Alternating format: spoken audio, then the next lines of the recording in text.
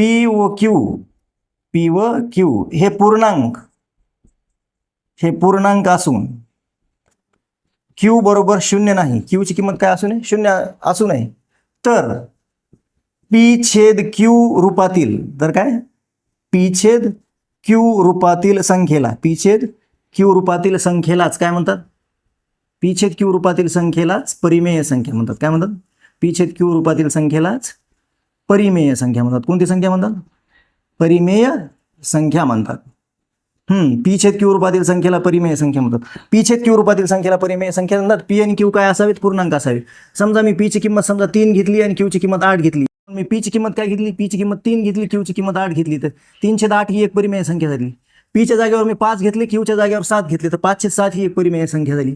okay, नुसते 8 लिहिले तर ही सुद्धा परिमेय संख्या आहे, कारण 8ला 1 न भागलं तर वापस उत्तर काय येणार आहे,